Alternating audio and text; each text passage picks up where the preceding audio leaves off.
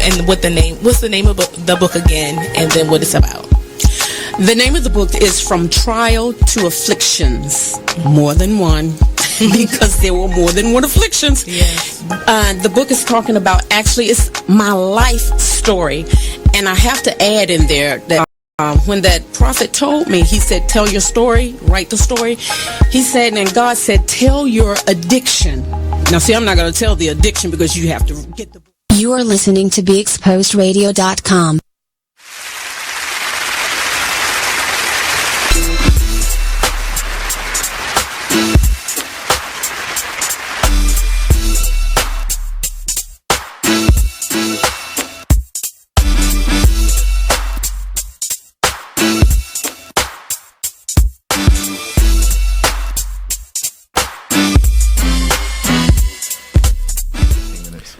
Welcome back to Just a Bit Outside. You're here on a lovely Monday night. Got Kescia, James, and myself, Mark. Thank you for joining us each and every Monday. If you want to join the show, call us 410-702-5657. We didn't hear from our extra special caller last week, so maybe we'll get a call back from you. Our number one fan. Let us know what's on your mind, buddy. You know, disrupt us some. You know, throw us some spice. But you know, any of you guys out there listening, anytime, let us know what's on your mind. Just gonna jump into it. Got some wrestling info for you. First off, SmackDown's headed to their SmackDown pay-per-view Backlash that's coming up in a couple weeks. But I wanted to touch on some serious subjects here. I'm sure someone that James is familiar with, Mauro Ranallo. He's done a lot of boxing and a lot of MMA calling. He was with WWE. Signed with them probably January of last year. In February or March of this year, he just disappeared from their TV. First, they cited weather conditions as far as him not being able to make it to the show, and then they just kind of didn't discuss why he wasn't on the show anymore. And it turns out that Mauro suffers from bipolar disorder and depression, which is a subject that's close to me because I do have someone meaningful in my life that has bipolar. So when I heard that Mauro was going through that, I could definitely understand and feel for him. The depression that someone with bipolar goes through, part of the diagnosis is it has to be a deep depression for at least 2 weeks. So they fall into depression that is just unimaginable. My name is Ruth Roxie. I'm a retired teacher. I'm 91 years old, and this is how I live united. I say...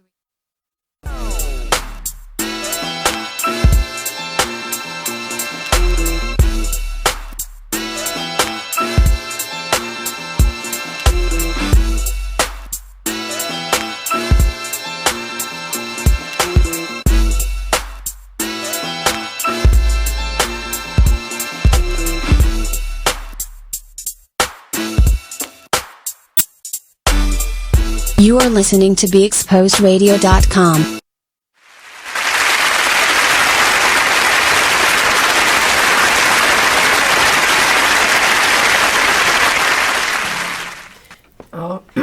Woo! Let's run that back. All right.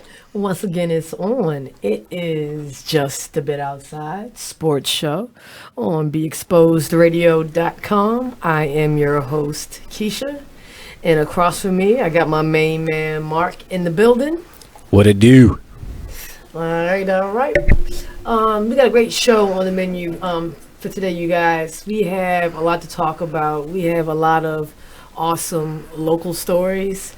My favorite one, chess champ Kyrie Myrick winning the National Chess Championship. We also have, of course, we're going to discuss the trouble that the Cavaliers are in right now.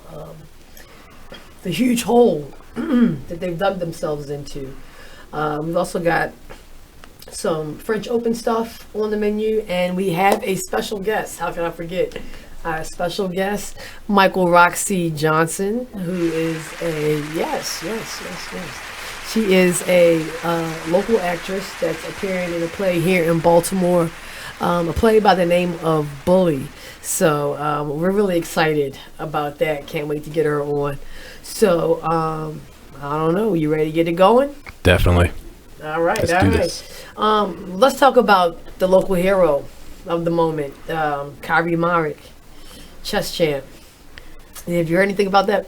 Yeah, it's an amazing story. Is he, what, 11, 12 years 12. old? 12 years old. Came out of Roland Park Middle, I believe. And he went 7-0 to win his division of the U.S. Chess Federation Supernationals. So, as if chess isn't great enough, it's like a super national tournament. And the stuff I was reading was that winning it obviously is a big honor, but to go 7-0 is almost unheard of for the age group. So I mean, in tournaments in general too. So that honor for that child is just such a huge thing. Yeah. And it's my understanding that he got a lot of his practice at a local barbershop. Is that right? That's what I was reading too. I had the name. I forgot to write it down. Reflection Eternal. That's right. And this is like kind of close to my hood. It's up in Charles Village, I believe, on St. Paul Street. So shout out to the good brothers at Reflection Eternal and the role that they played in Kyrie Marek's success, which is really cool. Yeah, the owner apparently plays him often, and anyone that come by, he said, "This is chess champion."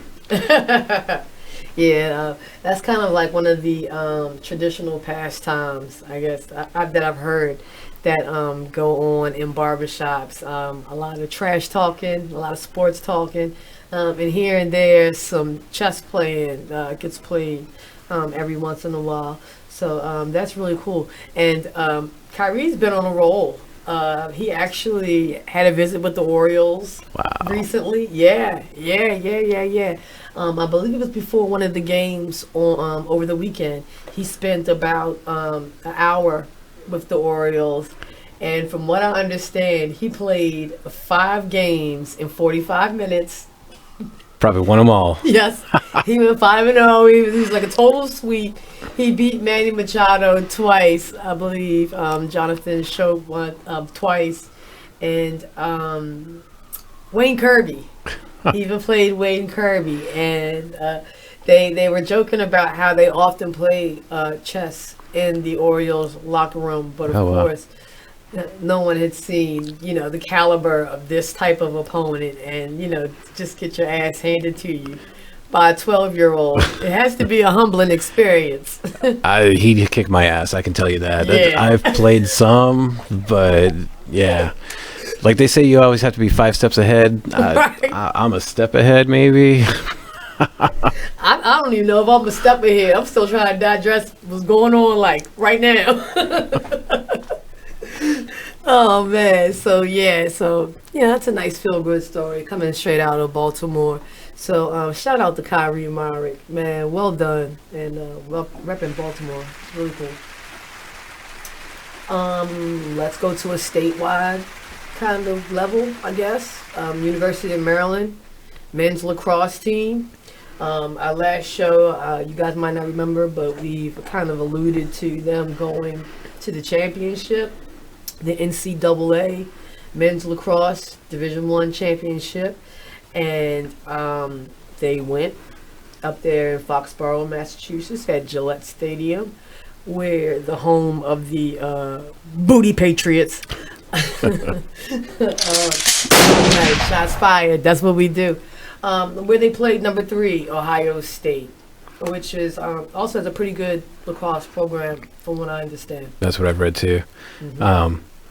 Obviously the Ravens have had some success in Gillette, so it's awesome to see another Baltimore team go up there and just kick some ass. We own y'all, baby. But this is another feel-good story, especially for University of Maryland lacrosse fans. They lost back-to-back title games which was a very hurting feeling for the fans, for the team, the coach, and to be able to come back and take it this year, it was really sweet for them. Yeah, and lacrosse, it's such a culture ingrained in Baltimore. I think a lot of people here, when they think of lacrosse, they think of obviously Hopkins. Of course. In the last 5 years or so, Loyola has been doing really well, and I think they hit a Final Four definitely in the tournament every year for a while there. So for Maryland to come up and take the championship, that's just another notch in the belt for the area lacrosse. Oh yeah, absolutely. And this title marks the end of a 42-year title drought. So shout out to University of Maryland. And also, you talking about the culture of lacrosse at the University of Maryland. This win actually marks a sweep for lacrosse across the board for both teams, because the women's team also took the title 16-13 against Boston College. So it was pretty much a clean sweep.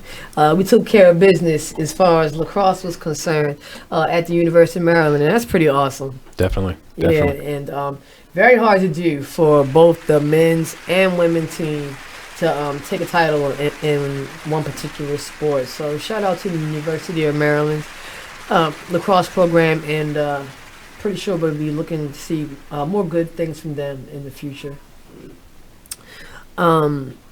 Let's kind of take it down to a little bit of bad news. We suffered, the Ravens. Yeah, the Ravens suffered a couple of injuries over the past week. We lost. I think the biggest one is definitely Dennis Pitta.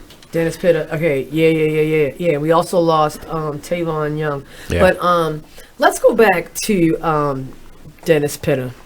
Okay, he dislocated his hip in the OTAs, and the thing that I think is just like the most hurtful of this injury is that he was injured without being hit. It's like a no contact injury. Well, he had two previous hip injuries as it is, so you got to figure he's fragile. Right. And I don't know if you saw the tweet from Ozzy. It was on the big grand letterhead. Yep. And to me, that was almost like a goodbye. Like, I think they know his career is over.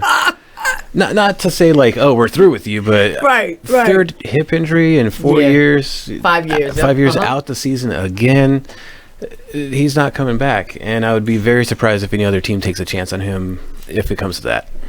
I honestly don't, because the thing about the tight end is you use them in blocking situations, okay?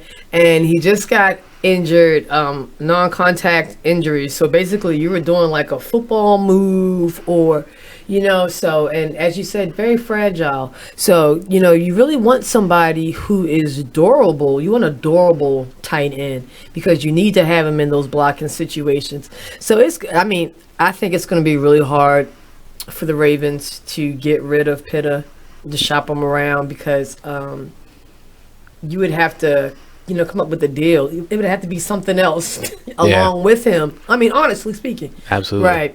Right. And this is a huge blow for the Ravens, you guys, because with Pitta gone, the Ravens only have one player that had more than 34 catches last season. Yep. And he was the leading receiver last year. Yes. 86, I think. Yes. I believe Mike Wallace was next in line with like 35 or something like that. So when you're talking about your passing game, you're in trouble. When you're talking about blocking pass protection for your quarterback, you're in trouble. Absolutely. Yeah. Fortunately, we do have two guys that are kind of next up in the ranks who are waiting for an opportunity, most notably Crockett Gilmore. Yeah. Are you familiar with him? I don't know like his stats or his college or anything, but I know he was very active throughout the season last year. He was in all the plays. He was someone that the team and the commentators and the media talked about quite a bit. So he definitely, as you said, is someone up and coming that will be an integral part of the team as long as he stays healthy, I guess. Yeah, that's my main concern with Crockett Gilmore. You guys, he only played 13 out of his last 20 games. So he's a bit injury prone too, and has his own health issues in that his itself has a lot of size, a lot of girth. I mean, this guy is bigger than your average linebacker. So when we were talking about these passing blocking situations, that's definitely something that he will be useful for.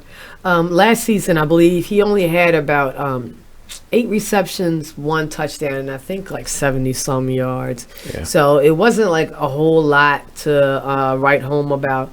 But this definitely gives Crockett Gilmore an opportunity to step up and claim like a starting position. Because like as you said, I think Dennis Pitta is on his way out the door. The retirement home, Florida, the rocking chair, Jets and Raiders. That's what we do, baby. Speaking of the Jets, did you hear about them crazy ass Ryan brothers getting into a bar fight? Yeah, and apparently there's video of it online. I haven't seen it yet. Right. Whoa, Texas. I think they were in Texas. Okay, yeah. Everything happens in Texas. Oh man, yeah, I'm going to look that up too. But those guys are like seriously wild. Yeah, are they coaching anywhere right now? I don't think so. I think Rex might have signed with Fox Sports or someone to do commentating this year. Okay, yeah. Do you remember us talking about that a little bit? It's funny too, because like Rex, he's known as being a gruff personality, but he's still a coach. But you look at Rob Ryan, and you're like, dude, he's about to beat someone's ass. Right, he's a big dude that got that hair. He always looks crazy. So he might be coked up. I don't know. But he... What we do. He looks like he's on Sons of Anarchy or something, you know? Right. And you got to remember, their dad was Buddy Ryan. Yes. Man. Great man. I mean, you can clearly tell who was the good son and who was the bad son in that household. You know, like you said, my man Rob looks like a deadhead. And looks like, I mean, I would love to go to a bar with both of them because they both seem like wild dudes. Definitely. Yeah, but you guys hold the phone. Don't go anywhere. When we come back, we're gonna do something. We're gonna giddy up with the horses. Talk about the Belmont Stakes. Give you guys some degenerate gamblers some tips on who to bet on. And we also have the lovely, the beautiful, the talented Michael Roxie Johnson coming up. So don't go anywhere. Just a bit outside.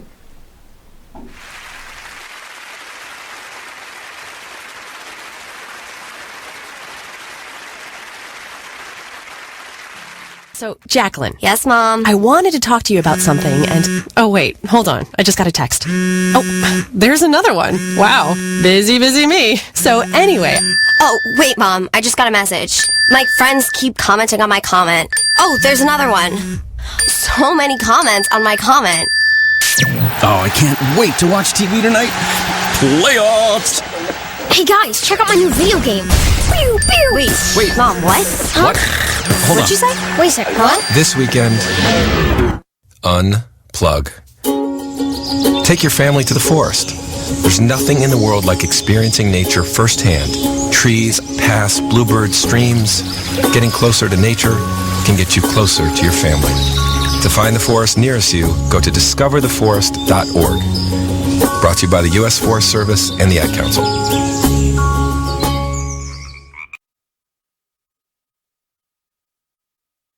My name is Ruth Rusey.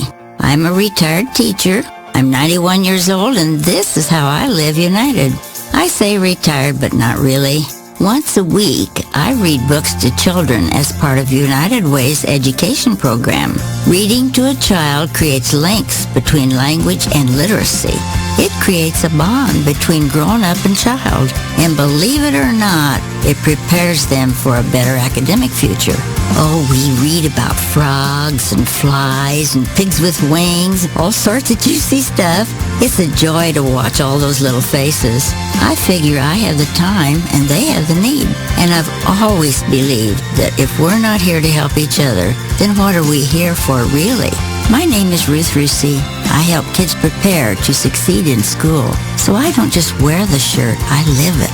Give, advocate, volunteer, Live United. Go to liveunited.org. Brought to you by United Way and the Ad Council. My name is Meera Batra. I have been in this country 32 years, and this is how I live united. America has always been the land of promise, and in my community, many families have come for a better life. Coming from another culture myself, I know the desire to become part of a community, to feel at home, and to gain the tools for our children and families to succeed. So I advocate for these families with United Way. United Way empowers them to look beyond their histories and to see what opportunities are available. We help them get involved with their kids' schools, network within the community, and when we do, we unite them. We make the community stronger. What I do is something I wish someone had done for me, and I am so grateful I am able to. My name is Meera Batra. I help families see opportunities and succeed. I don't just wear the shirt, I live it. Give, advocate, volunteer, Live United. Go to liveunited.org. Brought to you by United Way and the Ad Council. Keyboard Cat, Hamilton the Pug, and Toast Meets World. These are some of the internet's most beloved pets. With millions of YouTube views, shares, Instagram likes, followers, and fans across the globe. But what do all these amazing pets have in common? Their stories started in a shelter. Start your story. Adopt a dog or cat today. Visit theshelterpetproject.org to find a shelter or adoptable pets near you. Training that pet to play the keyboard? Well, that's entirely up to you. Visit theshelterpetproject.org and hear more about Hamilton the Pug, Toast, and Keyboard Cat's amazing adoption stories. Start a story. Adopt a shelter or rescue pet today.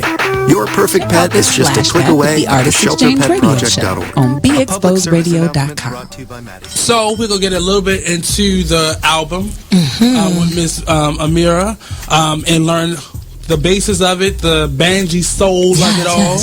So let us know, first of all, what is Banji soul? Banji soul is basically just real. It's real soul. It's real. It's not cut down. It's not watered down. It's, you know, how as hot as it came off of my mind and my heart. That's what it is. And a lot of the times I get a little tangy, you know, tangy, banji, ratchet, whatever how you like to put it, classify it. But I like to say banji, you know, because I'm classy. Banji is a little classier. It's a little classier. That's got your pinky up. Right. Got your pinky up with that. Okay, we got to keep the bees, the bougie, the banji. Yeah. Right. So she's created her own lane, Banji Soul. So let us know what how that is covered in the album that released on the 9th of this month, right? Yes. Well, I did it to a number of industry tracks, including like the Beatles. You are listening to BeExposedRadio.com. You are listening to BeExposedRadio.com, the home of Talk Lately with Monty, every Tuesday at 7 p.m. Keyboard Cat, Hamilton the Pug, and Toast Meets World. These are some of the internet's most beloved pets. With millions of YouTube views, shares, Instagram likes, followers, and fans across the globe. But what do all these amazing pets have in common? Their stories started in a shelter. Start your story. Adopt a dog or cat today. Visit theshelterpetproject.org to find a shelter or adoptable pets near you. Training that pet to play the keyboard? Well, that's entirely up to you. Visit theshelterpetproject.org and hear more about Hamilton the Pug, Toast, and Keyboard Cat's amazing adoption stories. Start a story. Adopt a shelter or rescue pet today. Your perfect pet is just a click away at theshelterpetproject.org. He was chilling. He was doing his thing. Y'all, you feel me? Love y'all family. You know what I'm saying? And like for him to be taken away from you, snatched away from you, just like that. You feel me? It's like damn. Another good one gone. You know what I'm saying? Like, why you taking the good? You know what I'm saying? You always end up asking like, why? And like again, it's a lesson that it's a test of faith. You feel me? Gonna take you through these tests. You feel me? You're gonna go through these little phases in life, yo. You know what I'm saying? And at the end of the day, you just gotta recognize that one, it's the adversary trying to knock you off your pivot, and then it's God trying to teach you something. You feel me? Right. Anything that you go through, you gonna get through. It's called going through. You feel me? That's why it's called going through. You going through something. Right. You feel me? Because after you go through it, you get through it. You look back on it like, damn, I got it. You feel what I'm saying? For this and more, be sure to tune into BeExposedRadio.com every Friday from 9 o'clock to 11 o'clock p.m. to listen to more of It Is What It Is radio show. Whoa. The moment my son saw a redwood tree. It's huge! Is the moment I knew that for him, You can't even see the top of that thing! even the sky has no limit. There are some moments only the forest can inspire. Find yours at discovertheforest.org. Learn about forests near you and discover cool things to do when you go. Your moment is out there. Find it at discovertheforest.org. Brought to you by the U.S. Forest Service and the Ad Council. Keyboard Cat, Hamilton the Pug, and Toast Meets World. These are some of the internet's most beloved pets. With millions of YouTube views, shares, Instagram likes, followers, and fans across the globe. But what do all these amazing pets have in common? Their stories started in a shelter. Start your story. Adopt a dog or cat today. You are listening to BeExposedRadio.com.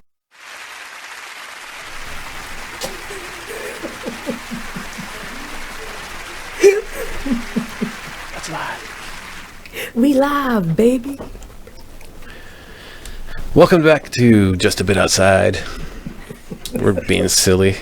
Thanks for joining us this and every Monday, except for last week because we were having fun with Memorial Day, and I'm sure you'll all enjoy that too. Drinking beer. For some reason, Jay and Silent Bob went through my head when you said that. I could just imagine Jay, you know. Yeah, well, you know. Give us a call. Join the show, 410-702-5657. Join us on YouTube. Join us on Facebook. There's also the apps on the Be Exposed Radio webpage.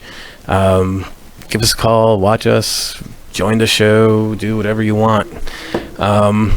We got NHL action tonight, Nashville and the Pittsburgh Penguins. Stanley Cup, right? Stanley Cup. Started at 8. So far, I still can't find any information as to how far it is. ESPN needs to update their apps. Yeah, we'll get y'all current on that in a minute.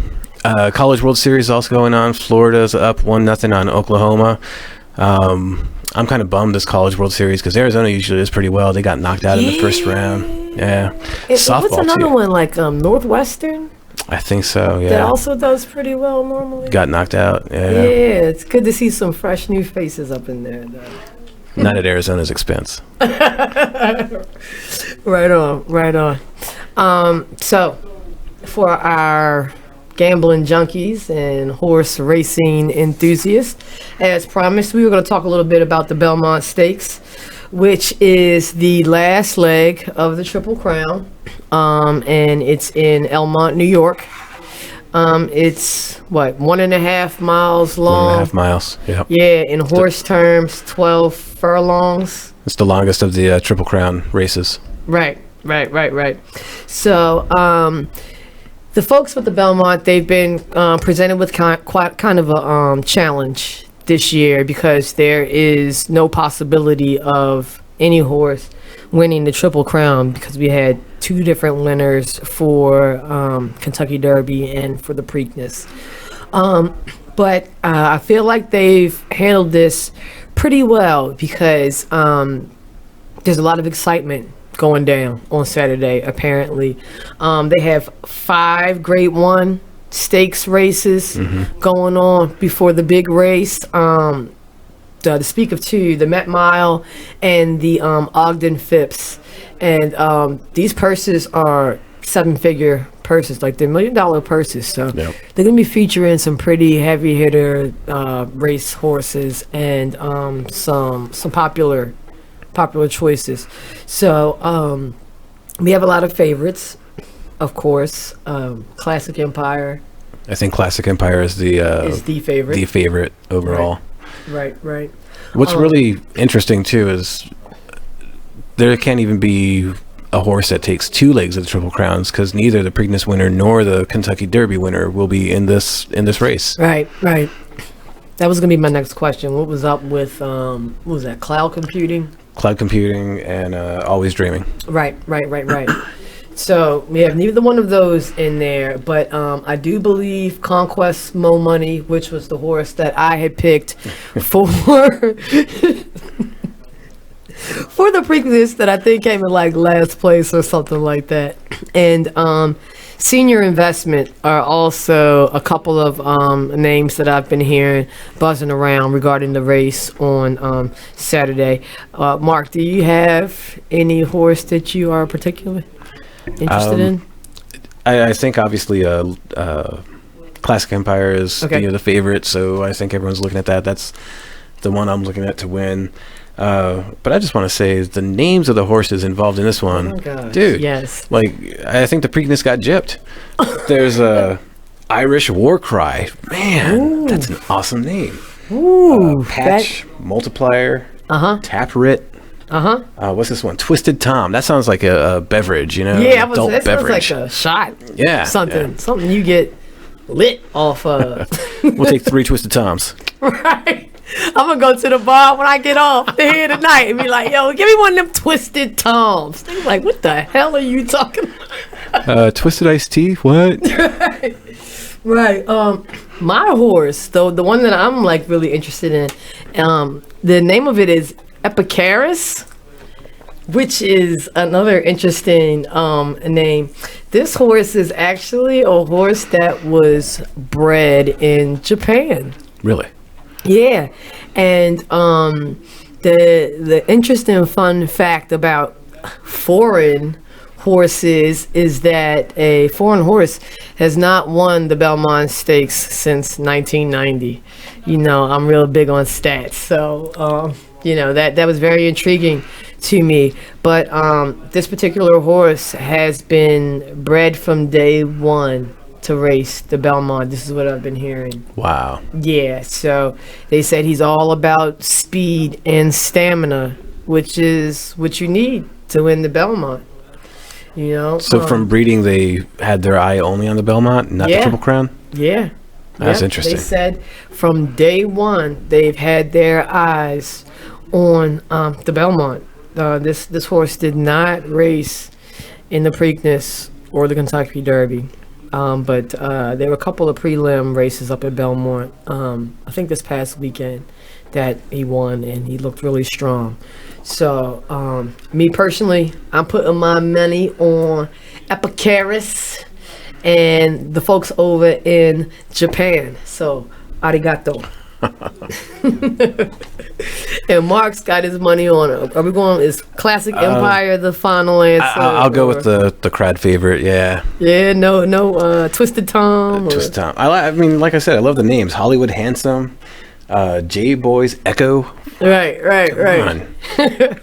like, just the names alone. That's great. Right. So yeah, that race is going down this Saturday. I believe post time is around like 5:45, 6 o'clock ish. I think it's Central Time, so it'd be 6:45 here. 6:45. Yeah. Okay, cool. So next Monday we'll be we'll see who got bragging rights this go around. I believe James had it last time, but I'm feeling pretty confident about my my pick this week.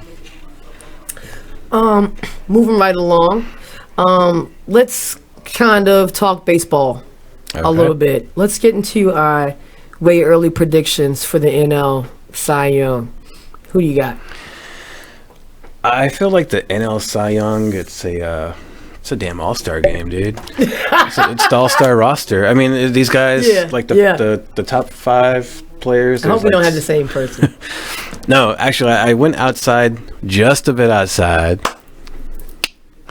I mean, we got Steven Strasburg, Clayton Kershaw, Max Scherzer. They're all on the top. And I wanted to go with someone that is in that area, but isn't maybe... I mean, he's a name, but he's not like in the limelight in their league. Okay. Even though he is in their league. Come on, blow me Major away. League. Hit me. Also, I want to say, what really struck me about the top 10 is that St. Louis, Washington, and Arizona have multiple players. So, I mean, the pitching staffs on those teams obviously are just lights out. Yeah, they have nice cores. So, going with that, I'm going to go with a gentleman from the Cardinals, Lance Lynn. Okay. I thought maybe we picked the same guy, how your eyes bulged out. No, that's good. That's like a really good outside pick because, you know, he really doesn't get a lot of burn when you think about the St. Louis Cardinals. You're always hearing about Adam Wainwright or Michael Waka Waka Waka, but, you know, Lance Lynn doesn't really get a whole lot of love. So, that's a good one. Thank you. He's pitched 62 innings, 63.2 innings, 44 hits, which is one of the lower end hits for the pitchers in the top 10. ERA is 2.97. The one thing that is kind of a downfall right now is that he's 5 of 5 in his last 10. He had a 5-game win streak. Now he's on a 4-game lose streak. But I mean, his numbers are still up there. He's still producing, and like I said, he's up there with the big boys. Nice. I am going to go with a more known pitcher. A lot of people might say that this is the best pitcher in the major league. Do you know what I'm gonna say? Kershaw. Yep. And he is also he's like one of my favorites in the National League. You know, last time we were all together, I was speaking about the greatness of my man Dallas Keuchel. Clayton Kershaw is even better. You know, this guy is no stranger to the Cy Young. He's won it 3 times already. And he is still doing it. I mean, he just recorded, over the weekend, he just recorded his 2000th strikeout. And he did this in 277 games. And you guys who might not be that baseball savvy, that is like lightning fast. Okay, there is only one person out there that has done it faster than he is, and that is the great Randy Johnson. Who got 2,262, which is like super impressive. Let me think. Also, Saturday on this game, gosh, I can't remember who they played. I think it might have been Milwaukee. I don't know. But this particular game was just a strikeout fest. There were 42 total strikeouts that went down during this game. Yeah, it was. I believe it was the Milwaukee Brewers. Now that I think about it, the game ended up being like 2-1, and like the Dodgers won like late in the game off some bullshit. But there were 42 strikeouts total, so both sides were dealing bullpen and like relief. Okay.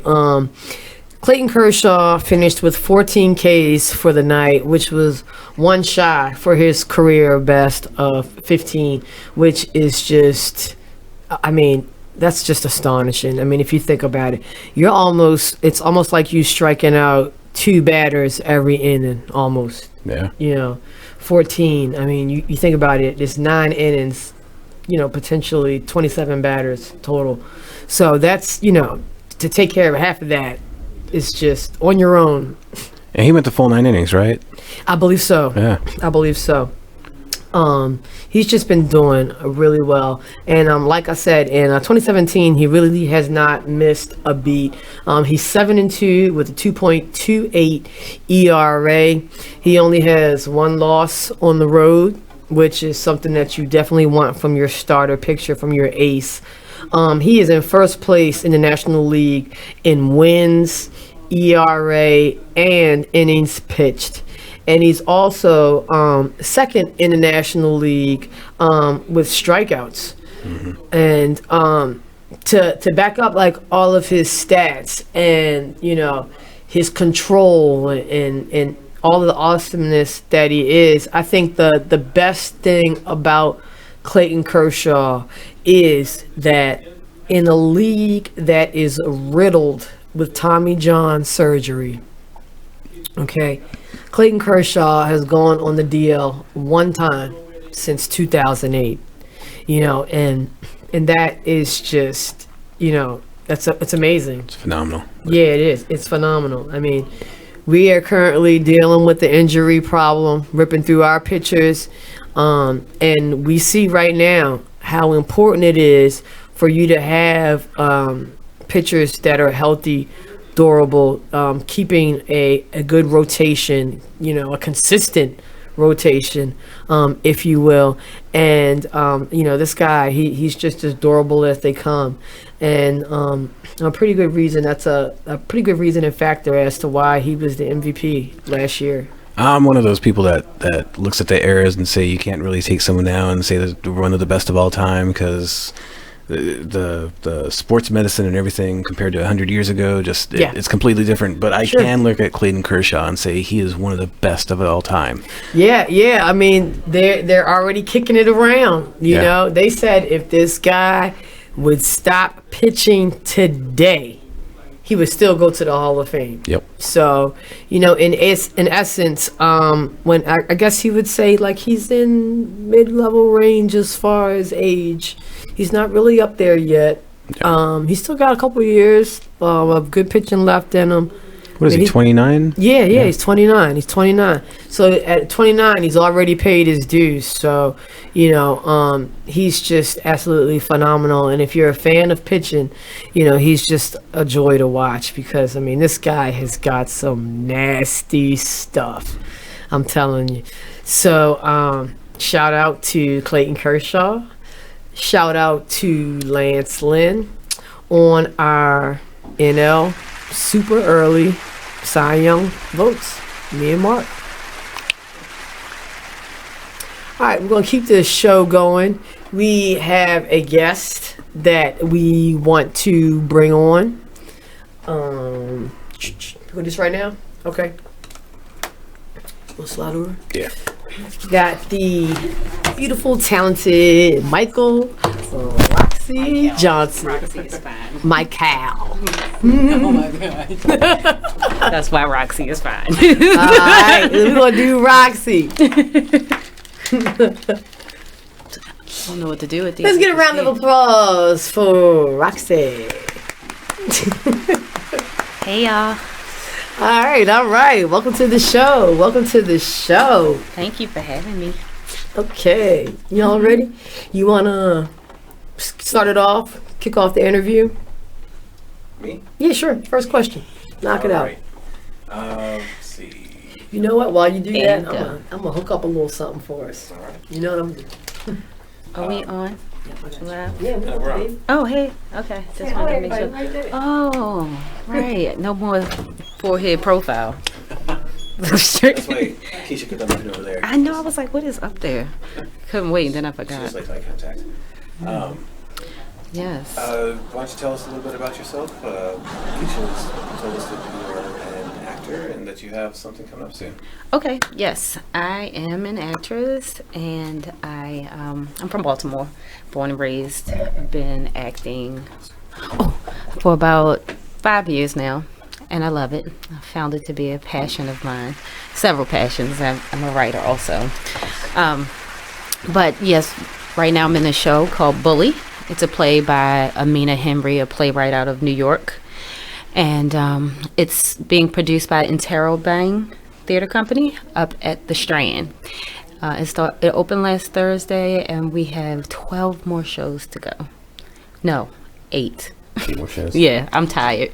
Is it pretty much one per night, or do you do like a Saturday matinee kind of thing? No, just one per day. Just one per day. Yeah, Thursday through Saturday at 8 and Sunday at 3. By Sunday, everybody's dragging.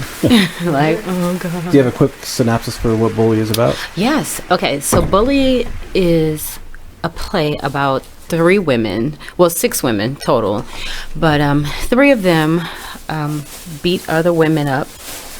Right, on the weekend for fun. This is abusive. Speaking of sports, speaking of sports, this is what they do for fun.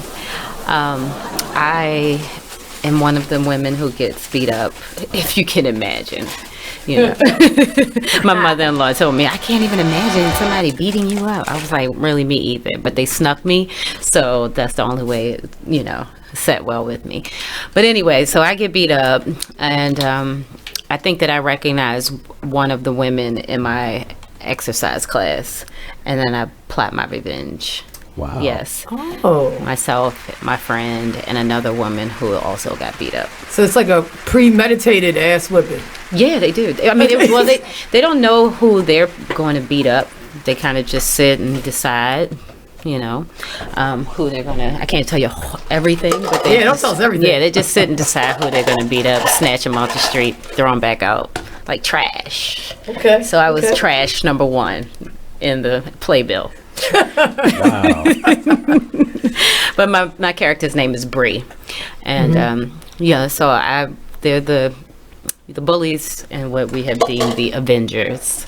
Yes, cool. And I am the leader of the Avengers. Nice. Yeah. So what about your cast? You guys, you all get along well? Did you Is this your first time working together? Yeah, it's the first time working together.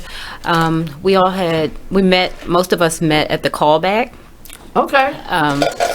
So you did like an actual interview? Oh, your audition? Audition, yeah. Yeah, it's funny. I auditioned. I found out about it probably like a day or 2 before the audition. I said, "Oh, I'm going down there to do it."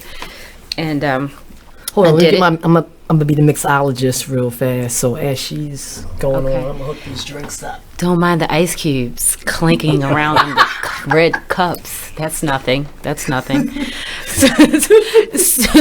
I had an audition. I got a call back, and at the callback, it was a group callback, and it was really fun. We got to meet the director. She led the callback.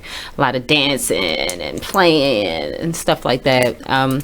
We did some improv, groups of 3, little 3 Stooges kind of thing, and then we weren't really auditioning for a specific role, so we just had to get up there and do whatever we were going to do. And then I got cast in this role, which was cool. I was actually in my mind thinking that I would be the leader of the bullies. Honestly, I was like, this is my role. Don't ask me why. I'm crazy like that. But then I said, oh, I got the lead of the Avengers, which is cool because it's a more dynamic role. You know, awesome. You get to see a lot of emotion and stuff like that. So I was very happy that I got that role. Yeah, and so all of my castmates are most awesome. Yes, the awesomest of the awesome. Shout out to the cast. Yeah, all of them. We got Heather Johnston, Billy. Wow, Billy Krishan. I'm like, oh damn, I started down the road. I cannot. My car is swerving. I'm like, last name, shit. Okay. That's fine. But then we have Anna and Aaron, Heather, Billy, me, and Megan. Yes, I'm not gonna go with the last names. It's good enough for us here, just a bit outside. But and Intero Bang is an awesome theater company. I hadn't heard of them before. I haven't either. Yeah, this is their 3rd official season, they said. And they're all really cool. Yeah. And the director, her name is Tara. Okay. And she has a lot of background in like mask making and clown teaching, like I guess she's So y'all like multi-talented. The play is a dark comedy, so you will laugh. Don't forget to do that. Even though I'll be on the ground like looking dead, but just laugh at that. Be like, oh, look at Roxie in a puddle of blood. Right, look at Roxie speed up. So funny. For the audition process, do you have like something that a monologue that you have as a go-to, or just kind of prepare for the? Funny that you say that. So, for this particular audition, I did have one that I went to because I had just finished a class, and we learned a monologue. I was able to perfect this monologue in the class, so I was like, yes, I get to go. But I have one tomorrow, and at Single Carrot Theater. Oh, okay. And I was just thinking, that's in Charles Village, right? Mm-hmm. Okay. Yeah, on Howard Street. Okay, yeah. And they want you to have 2 monologues, both 1 minute long. Right. So I'm like, oh, great. All of my monologues are 1.5 minutes. What do I? Right. What do so I are you do? going to edit that, shorten it? How are you going to work that? Yeah, actually, I just decided I'm going to just write a monologue. I mean, you can't drink food. Cheers. That's what we do sorry. here. Yeah. Eye to eye. There we go. Oh, it means nothing. Eye to eye. It means nothing. Eye to you. Cheers. Okay. All right, good. So yeah, I have several monologues that I go to. One of them that I always go to is from a play called Pharaoh that I have coming up. I did it last year, and I'm also going to do it again in September. So that's like my classical piece that I can go to. It's like, yeah. Nice. Nice. So, when did you start acting / improvising? It's been about, I started with improv like 6 years ago. Okay. And so then when I found the script, I was like, too to improv. And now I love scripted acting. It's my favorite. So I guess about 5 years I've been doing things. Mm-hmm. Okay. Yeah. All right. Well, sit tight. Don't go anywhere, Roxie. Don't leave. We are going to take a quick break. When we come back, we're going to finish up our interview with the great Roxie Johnson, and then we're also going to have one of my favorite segments, The Real on Wrestling with Mark Foster. So don't go anywhere. I'm telling you, Be Exposed Radio, just a bit outside. Salute. Right, salute, mother.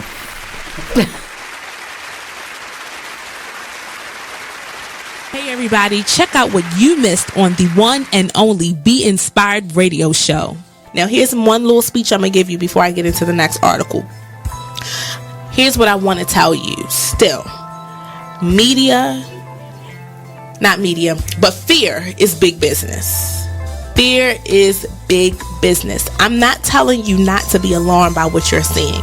I'm not telling you not to be concerned. What I'm saying is not to buy into the notion that we should be afraid. You should be informed. You should be aware. You should start educating yourself about some things. I don't have the solutions. I don't have the answer. I wish I could say that if you did X, Y, and Z, you might not get shot by the police. I wish I could tell you that, but I can't. But what I can say is just start making yourself aware of what's going on, but don't be so consumed about what you're seeing. So, Jacqueline. Yes, Mom? I wanted to talk to you about something and... Oh, wait. Hold on. I just got a text. Oh, there's another one. Wow.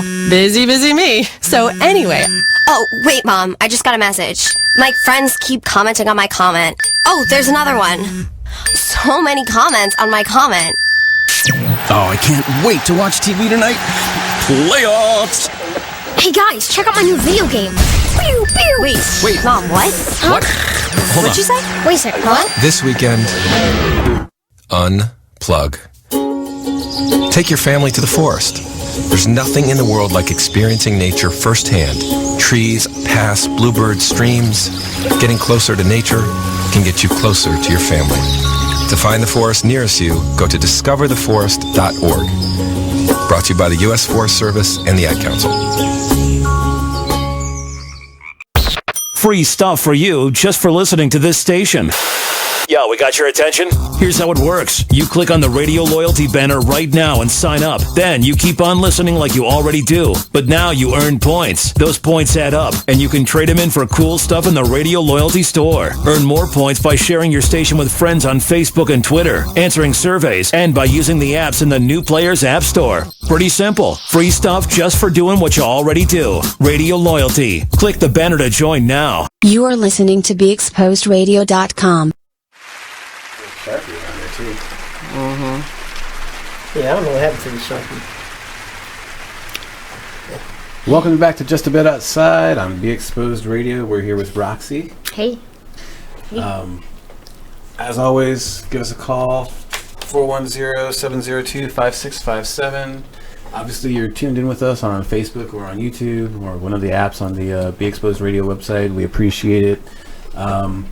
Last segment we were talking with Roxie about the upcoming play Bully, or actually currently showing Bully. Kescia had asked you how you got into acting or improv. Was that something that you had an interest before that, or did you just kind of fall into it? Well, I've always just been kind of silly, and I just, somebody said, hey, we're both silly. Do you want to take a class together? I said, sure, let's do it. So we signed up, and I just kept taking them, and now I'm just sitting here. It's awesome. Full of self-discovery. It's wonderful. And yeah, making a lot of moves. I mean, not moves, not money, but moves. Well, it'll come, right? What are you about to say? Yeah, it'll come. Do what you love, and the money will come. Money comes second. That's what we always like to say around here. Oh, moves come first, money comes second. That's good. I like that. Yeah, that's one of our mottos. One of our mottos. How far do you plan on taking it? Do you see yourself moving up to New York, or? Well, I don't know. I really don't love New York. Right. I'm from Baltimore, so I'm used to space. I have the house. Used to having my money go stretch a little like bubble gum. Right. Right. So I'm not really sure. Okay. Right now, I'm just taking it one day at a time, and just like you said, doing what I love. So. That's awesome. That is. Yeah. That really is awesome. Like this play has been so hard. It's like funny because this ties into your sports theme because the play is a lot set in an exercise class. Okay. So if you come to the play, and I know you're coming, Mark.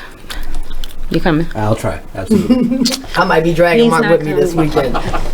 No, but actually, you'll get to see us really doing a lot of like exercise moves. Okay. We have like 3 or 4 scenes set in an exercise class, so we had to work with a movement. I want to say, so how did that work? Like, was there some conditioning involved? Yeah, like literally, we're holding planks for 2 minutes. Oh, damn. Yeah. It's like, so speaking of sports, we're definitely working out, Okay, I exercise, okay? I go to the gym quite frequently, and I don't think I can plank for over 30 seconds. Girl. Right? And maybe it's a minute and a half, but it is long. It is long. But it's a lot of physical activity in this play. And you're just doing that plank, you're like, damn, what's my line? Right. I'm just like, luckily I'm not saying anything, But also fight choreography, Really? Stage combat. That was something that I didn't have any idea about before I started. So now I'm like full on WWE, Mark is gonna love that shit because he's our resident wrestling guy, like WWE dude. Yeah, so I know how to nap, headbutts on the floor, all kinds of stuff. You really don't know what to expect, but it is a well-produced play. Nice. Yeah. Nice. To read it is one thing, but to see what this company has done is another. So awesome. I don't know where we were, but I had to get that out. Thanks for working early. I had to talk about that.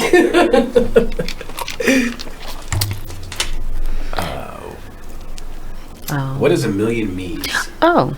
Yeah, tell us about A Million Me's is my production company. Okay. So one of the first things I did when my first scripted plays was one that I wrote and produced. So I started a production company called A Million Me's Productions.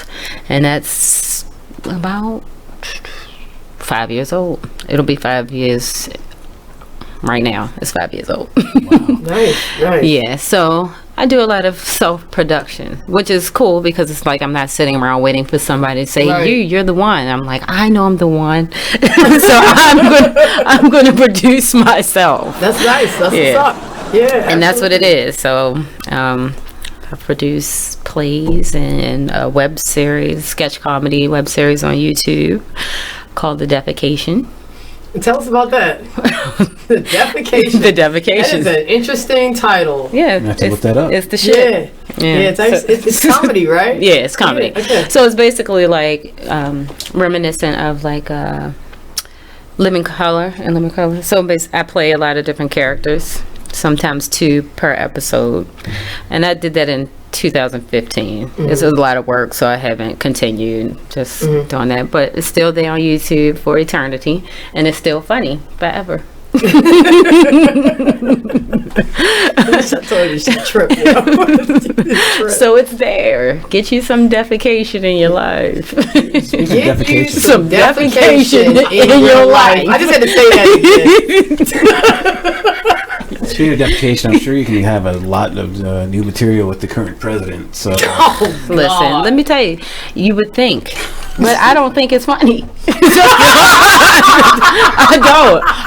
What? I had to turn the TV off and hibernate for days. Like, don't talk to me about. I'm still very much like that. Like, don't talk to me about politics. Oh God. I want to have fun.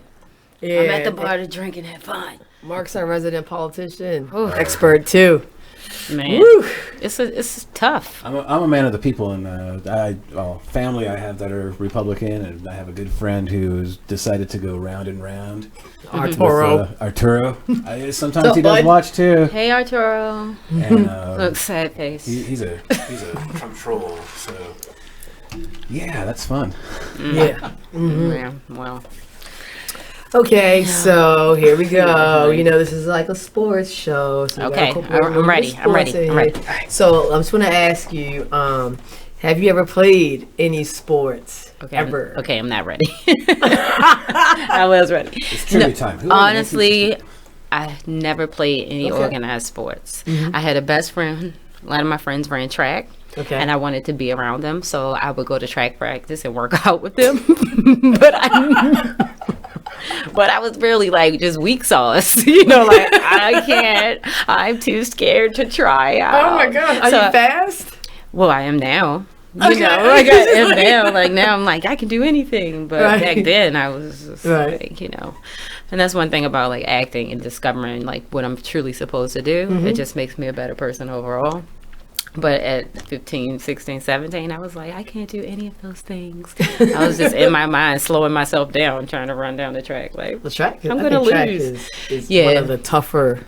You have to truly be talented. I don't think you can like really train yourself to be faster. I'm not sure. Those big legs on those girls in the Olympics did not come from nowhere. Okay? They train for those legs. I'm slow. So I don't think there's anything that I can do to increase my speed. I mean, a lot of people look at me and think that I'm fast, but I'm really sprints. Not. Yeah. Short distances, run. Yeah, recover. I'm just more of a long distance. Well, I work out with my trainer now. This is what he has me doing. Like, really? So I'm really fast. I ran like some distance. I don't know how long it was, but it was like 18 seconds the other day, and I was like, oh yeah, fresh field, like up one side. Really? Pew. Really? Yeah. You said Rashfield? Yeah. 18 seconds. 18 seconds. That's what I'm saying. Yeah, the long side. Let's multiply that times 2 and add another handicap, and that probably would be my time. That's so funny. But I have been like a black belt in Taibo for 15 years. Then there's that. So like you're a black belt for real? No, just in Taibo. The Billy Blanks Award. Billy Blanks. Yes. Okay. Well, we're going to discuss that a little bit more offline. We're going to get some Taibo tips from Roxie. Y'all don't go anywhere. Just a bit outside. That's funny.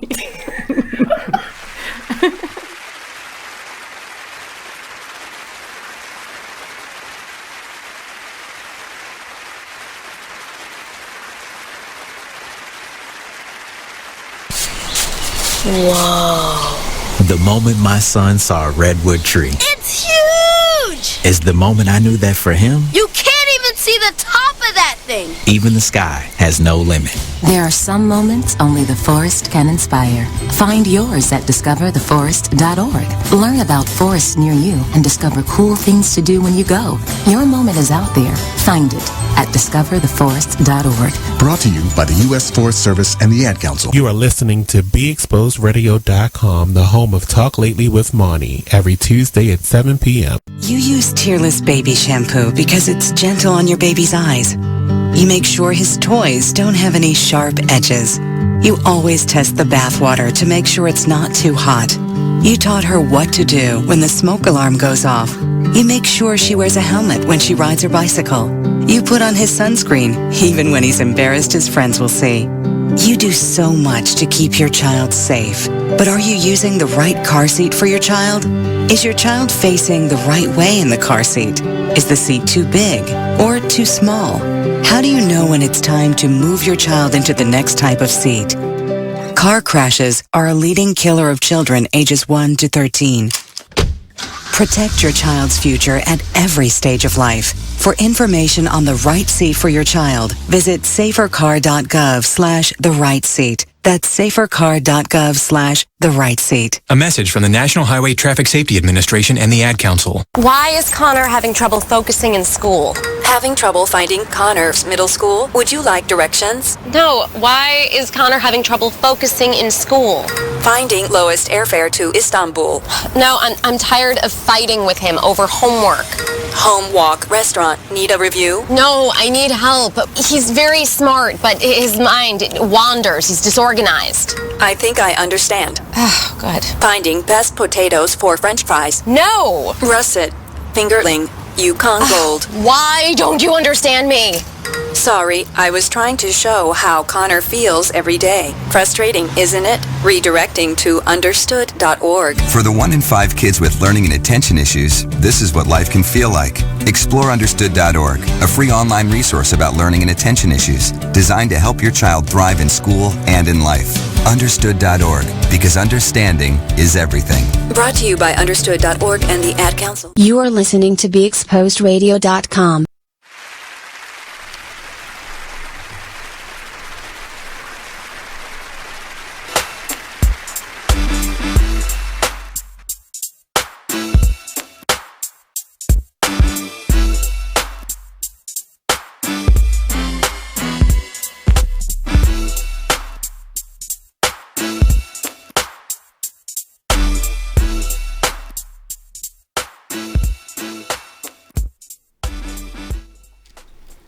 Welcome back to Just a Bit Outside. Last 2 segments we've been talking with Roxie, and we're going to keep the party going. Hey. A little bit of an update. The NHL, we have the Penguins and the Predators, and that's tied up 1-1, 3:25 left in the first. So they're finally going and getting some scores. Penguins are up in the series 2-1. Okay. Nashville, they kind of went through the first couple rounds easy, and I was kind of surprised that Penguins went up 2-0 on them in the first couple games of the series, but looks like Nashville's trying to fight back in. Yeah, it looks like they got a Cleveland Cavaliers situation going on over there, too. Whew, now I know what you're talking about. All right. Speaking of Cleveland Cavaliers, and now she knows what I'm talking about. Yeah. The booty. Okay, so the booty. Yeah, that's what we call him. Wow. Okay. Well, I'm glad that I'm choosing the Warriors. Okay, so that was my next question. Are you Team Cavs or Team Warriors? Team Warriors for sure. Okay, no doubt, all right. Ever So in life, because I don't know, they just have a really good team. You So like a Steph Curry fan or a KD fan? I like Durant. Okay. A lot. Okay. While I was watching the game yesterday, like, wow, who's this guy? No, no,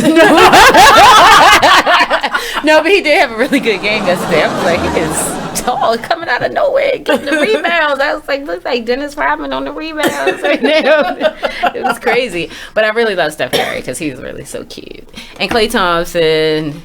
Like she likes the Splash Brothers because they cute. And I mean, even Draymond Green, but even though last year I was really pissed at him for being so hot-headed. I was just like, come on, guy. He's kind of a dirty player. Get yourself together. Too. Did you just stomp his balls? That's what I felt like. I was like, you know that's against the rules. And I can't even be mad that they kicking you out. You just stomp. You can't go around stomping balls. Okay? You bounce them, you don't stomp them. It was terrible, but Walks back there getting choked up, thinking about the balls getting stomped up. Right. So hopefully he'll do better this time. But definitely Team Warriors for sure. Okay. Yeah. Okay. Even though I'm a big conspiracy theorist, you know, so I'm like, okay, so they won the first 2 games. I'm definitely feeling like it's going all the way 7. Even really? Though, I mean, just because I'm a conspiracy theorist. Okay, not that. I don't know. You think they're gonna milk it, huh? All the way to the I think last they're gonna game. milk it. Okay. Yeah. Okay, we like conspiracy theorists here too. Yeah, I just think that's just how it's going to be. Okay. Yeah. I mean, that would be like the ultimate. It would be the full drama of the whole entire shebang. I mean, it always goes down like right. that. Like when was the last time they won 7 games? Like, I don't know. They went 7 last year. Yeah, absolutely. And the year before last, did they go 7? I think it was 6. 6 when the Warriors won. Won the first, yeah, because Warriors won the first time. Cavaliers won the second time. Yeah. Yeah, but I mean, I'm pretty sure that both series kind of went the distance. So. Yeah, so that's how I feel like. Oh, okay, so now they're going back to Cleveland, and they're going to win. So we're going sure, like the next 2. See if Nostra Roxie. But I'm like a bad conspiracy theorist because I'm wrong a lot. Right, ask my husband. He's like, you don't know what you're talking about. I'm like, no, I know what you're thinking. I can tell. We'll see if those predictions come to fruition. We'll see. We'll see about that. This is like one of my favorite questions that we like to ask our guests in the spirit of going just a bit outside. We're going to step a little bit outside the realm of sports. Okay. And we have the just a bit outside fave 5. So, I'm nervous. Your fave 5. What 5 artists do you have in rotation right now? Oh, and I want you to be completely 100% honest about this. No, like, I'm going to be honest. If you have Miley Ray Cyrus or all right, Justin so this Bieber. is the thing. Okay. I'm a weirdo when it comes to like music. I love it. And not already. in a way that I would give you like a lot of weird things that I listen to. It's just that I'm more of a television person. Okay. Yeah, so it's just like, Okay. I'll have like Apple Music and not really knowing why I'm paying the money every month because I don't really know, but it's like I have to have it. Okay. I'll put on a playlist to go run and stuff, but to answer your question, I can't even come up with 5 people that I have like in rotation, but I have 5 people that that you like that are there right now. Okay, so cool. Ari Lennox, Okay. really love her album a lot. Nice, that's a good one. Andra Day, so I can sing real loud. Adele, like these are the kind of things that I like. Oh, okay. So you like ballads? You I like like to be ballads. I'm like, can you sing? What? A little bit. Would you like me to try? No. No, I do like ballads. And, I'm always going to have, like, Jay-Z in my search because I just sometimes want to get pumped and I listen to him. Okay. And, I'm not ashamed that when you get in my car, a lot of times Whitney Houston just pops up when I turn the key. Long live Whitney. Sorry. Whitney, we miss you. We miss Love you. Oh, my God. I will always love you. So serious. Oh my god. So that's like the realest answer I get. But the top 5 shows, television. All right, well let's do I'll that. tell you what I'm watching right now. All right, American top Gods. In no particular order. I'm watching American Gods. Okay. Fargo, really? Yeah, that's a really good series. That's Netflix, right? Mm-hmm. Okay, yeah. I love House of Cards, which I haven't watched it yet. Though. Okay. What else? Jesus, I'm drawing a blank. It's the weed. That's legal, right? When I watched it, I don't even fucking know. Let's see your prescription card. I should say but I don't have any on me right now. But let's see what else. Jeez, I like Greenleaf was a really good show. Okay. What is that about? Church. Dirty church. Dirty church. Like, Dirty church makes for great TV. Great TV. Come Everyone's on. talking about the Keepers. So, Dirty Church, yeah. That's Dirty Church. Yeah. What Have is you it? heard about the Keepers? No, what's that? The show about it's a scandal with Seton Keel High School. Yeah, the documentary. Documentary it's a about documentary. Seton Keel High School. Because they shut down, right? Yeah. Was it because of the money? Well, no, the show's about nun that got killed like 50 years ago, back in like 69 or so. Oh. And then there's a chaplain at the school who turned out to be like abusing girls. So a lot of people think maybe he did it. And then the show explores several other people that could have been the one to kill her. That's dirty church for sure. Yeah, that's dirty church. And the Archdiocese, they've released a statement, like just very vague, not even acknowledging much. Interestingly, my father-in-law, he went to school at Mount St. Joe's around the same time, so he's really aware of the area. Thinks maybe he knew some of the women. My wife, she went to school in the area too, and like she walked by the one preacher's apartment like every day. Just like she watched the show and she recognized areas. Like, holy crap! I mean, it's on Netflix. It's a nationwide, worldwide phenomenon. And but obviously, people from here, they have that extra connection. That is crazy. Oh, The Get Down. Did everybody watch that? Yeah, I heard a lot of Did good y'all things know it about got Get canceled? Down. It's canceled. What? Canceled. Thank you. Okay, so The Get Down. So was that 5? Do we have one more? I think we have one more. Oh yeah. Let's see what else I watched. The Get Down. I love Rosewood, Scandal, How to Okay. Get Away with Murder, like all of those shows. Hand of God. I just finished watching on Amazon Prime. Transparent. See, I can go on for days. It's like, what do you do with yourself? You watch TV. I watch Okay, television. I think we got it. Oh, and the new one, I Love Dick. Have anybody heard of that one? I've heard of it, but I haven't. I have not heard It's of really that one. funny. It's not what you think. Okay. But it's great. Guy named Dick. Is that on Amazon or Netflix? It's on Amazon. Okay. Mm-hmm. Oh, cool. Yeah. So do you have any other projects or anything else coming up in the future? Well, hopefully a lot.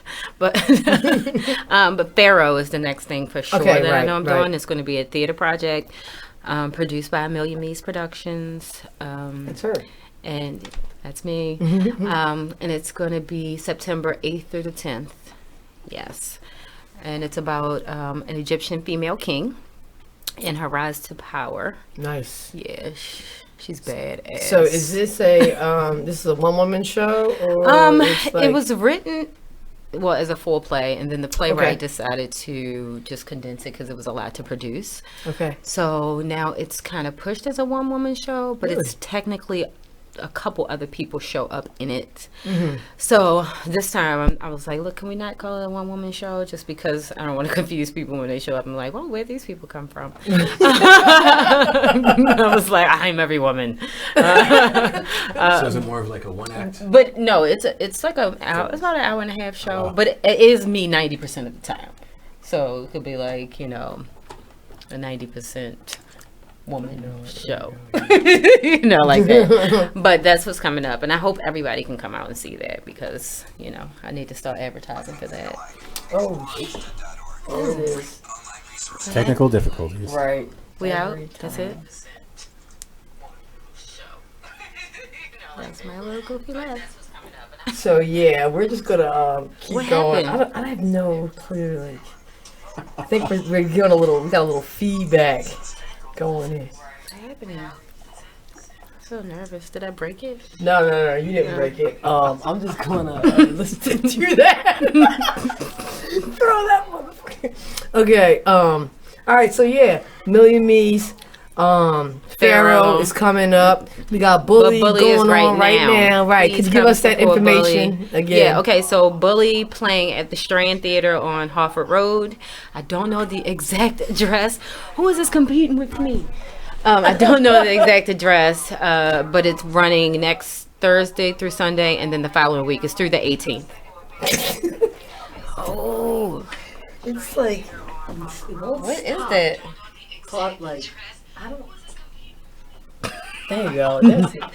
All right. So as we iron out these, Bully. Come see Bully. Search for Bully in Terrell-Bang, Baltimore. Search for Bully. Amina Henry wrote the play. Come see it. Drinks are working way too good. Yeah. Okay. See me fight. See me get my ass kicked.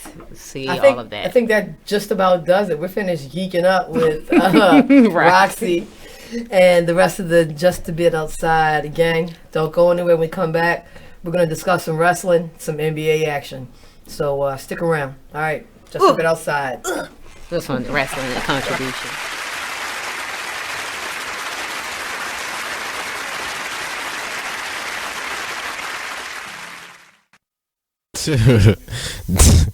Do yourself a... So, Jacqueline. Yes, Mom. I wanted to talk to you about something and...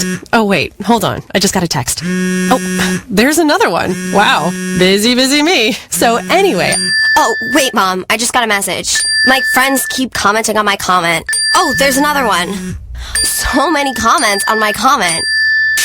Oh, I can't wait to watch TV tonight. Playoffs! Hey, guys, check out my new video game. Pew, pew. Wait. Mom, what? What? Hold What'd on. you say? Wait a sec. What? This weekend, unplug.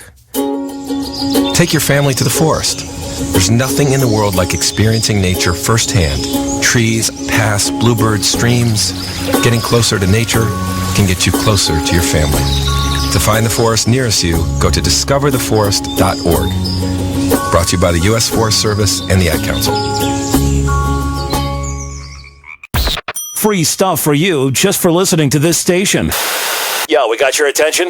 Here's how it works. You click on the radio loyalty banner right now and sign up. Then you keep on listening like you already do. But now you earn points. Those points add up, and you can trade them in for cool stuff in the radio loyalty store. Earn more points by sharing your station with friends on Facebook and Twitter, answering surveys, and by using the apps in the New Players App Store. Pretty simple. Free stuff just for doing what you already do. Radio loyalty. Click the banner to join now. If you missed last week's show of Weird Radio on BeExposedRadio.com, check out this flashback. Because he's a family man. Yeah, because we got somebody who wants to eat every day. Absolutely. More gotta than feed once. the kid, man. Every day, more than one time. Gotta keep the kid fed. More than one time. He needs to be fed at least twice. But I'm joined He gets by a Big little Mama cranky Alma. if you don't. Have you met me? Yeah, he has no filter. So it's like it is really funny when I posted this the other day that I did not ever want to know this much about myself. Your children are you and whoever else you have made a child with, and then all of the people that are in that bloodline. So my son has so much, because he comes from a long line of extremely intense individuals. Not necessarily dramatic, but I will, because some of them were just grumpy and mean. So I can't say dramatic, but intense, I think, covers that whole spectrum. Yeah. Like some seriously intense, hardcore people. So he's so much, man. If he's hungry, you can always tell because he'll be, what's wrong with you? Are you hungry? Okay, why don't you? You are listening to BeExposedRadio.com. Yeah.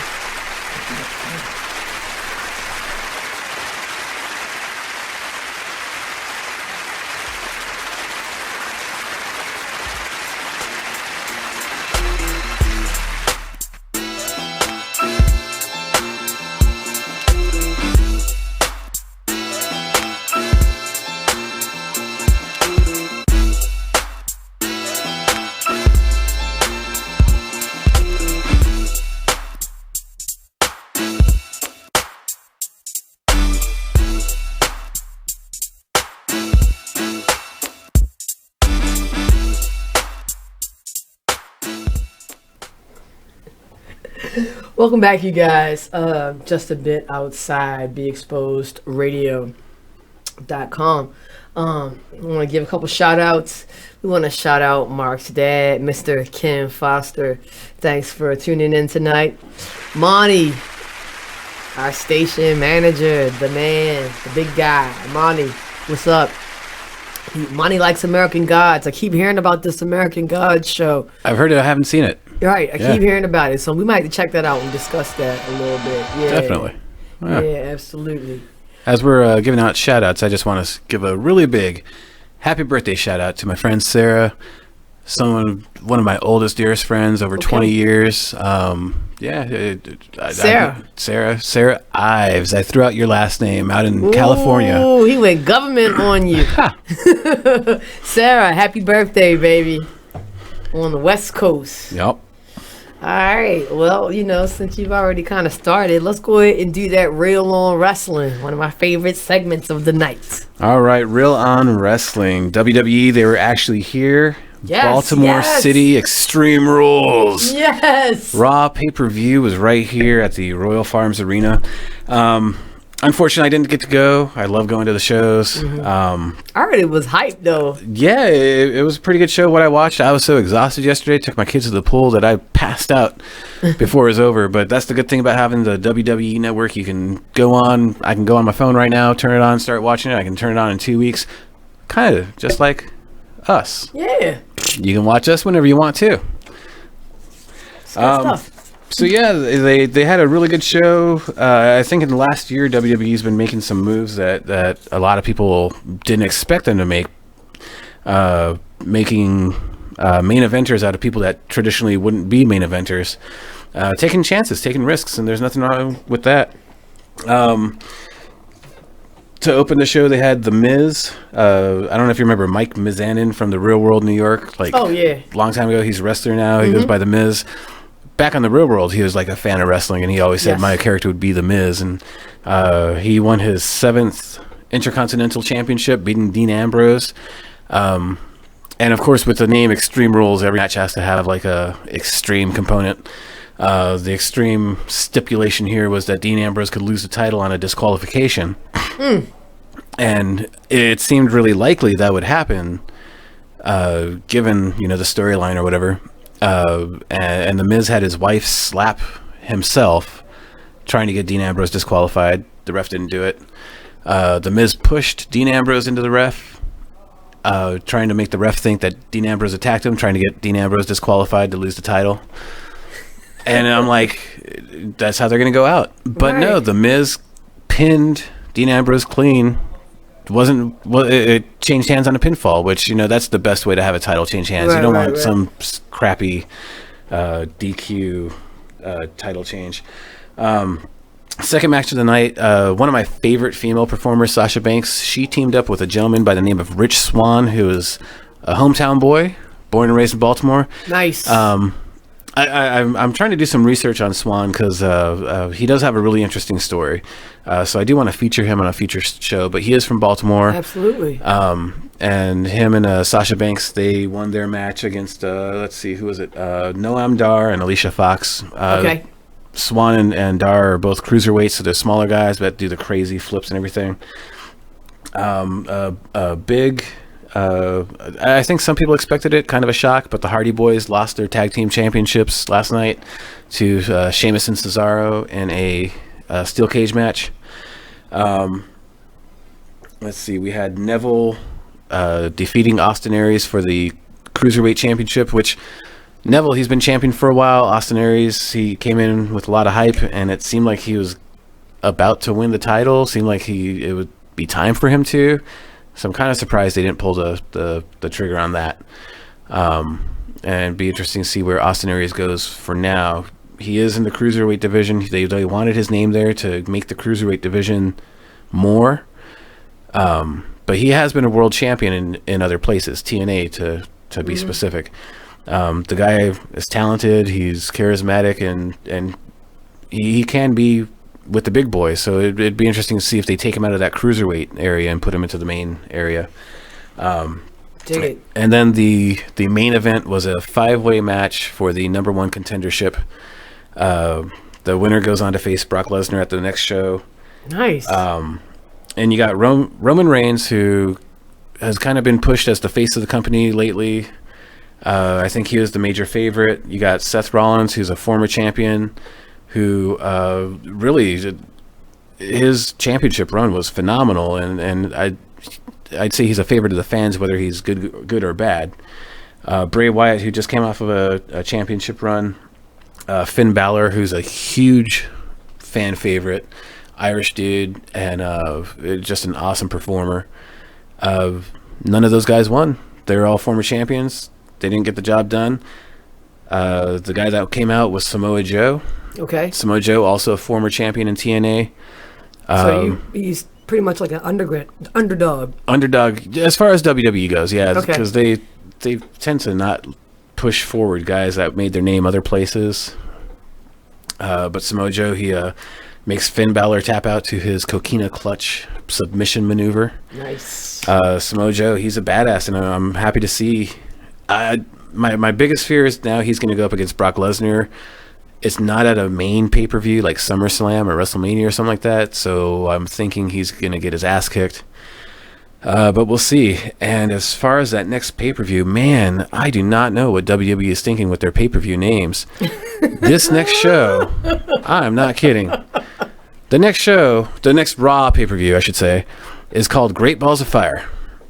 Just like the Jerry Lee Lewis song, because that's the song they have playing on the promo for it. There are better decisions than that. That's all I can say, man. Shots fired is what we do. It's what we do. And it was the week in wrestling. All right. Well, we've had some MMA action. I believe it was UFC 212. Yeah. This weekend, the big fight was Max Holloway against Jose Aldo. Okay, and it was a title unification bout. Jose Aldo had been the most dominant fighter in this class as of late. He only had one blemish on his record, which was back in 2015. Conor McGregor beat the shit out of him in 25 seconds, something like, or maybe it was like 15 seconds. It was something like ridiculous, and so he had been the man up until this point. Now, let's enter Max Holloway into the equation. He has also been on a tear. He has been killing it since 2013, which was his last loss. Also to Conor McGregor, and he's been on an 11-match win streak since then. But you guys, don't go anywhere. We're going to talk more MMA when we come back. I promise you, we will get to this NBA stuff. And also, we're going to do a little French Open. We're going to talk a little tennis. So don't go anywhere. Just a bit outside. Keisha, Mark, giving it to you.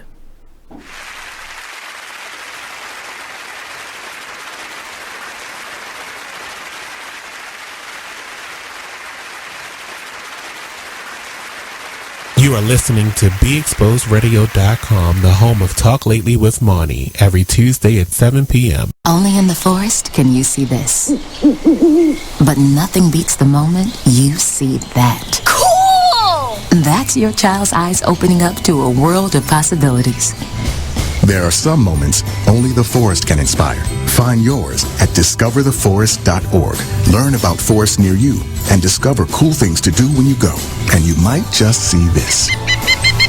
Visit discovertheforest.org. Brought to you by the U.S. Forest Service and the Ad Council. Hey now, this is your girl Tracy from Gangsta Goddess Radio. If you missed us on Monday from 7 to 8, catch this flashback. Gangsta Goddess Radio, BeExposedRadio.com. If I be on video, you can see my new glasses. I got new glasses. There used to be a old white woman. Her name was Sally. Remember Sally? I am the new Sally. Yeah, Sally Jessie Raphael. She used to wear her red frames. But I saw these in the local glasses shop, and I was like, that's me. So I purchased my red frames. So I am the new Sally. I am the Negro Sally. I am the Black Gold Sally. I am Tracy Jenkins. Yes. And I am applying for a job as girl 7. I don't want to be girl 6, but I can be girl 7 and 8. We can take it there. So, I'm here this week. Let me tell y'all a little bit about something. Business owners need more customers? Offer fantasy sports contests and generate more sales. Restaurants, bars, hotels, auto dealerships, real estate offices. Whatever your business, fantasy sports contests can help you increase your sales and bring you more loyal customers. Visit Fanify.com or call 888-55-SPORT. Our software lets you customize contests fast and easy for your brand. That's right. Visit Fanify.com or call 888-55-SPORT. That's 888-55-SPORT or visit Fanify.com. You are listening to BeExposedRadio.com.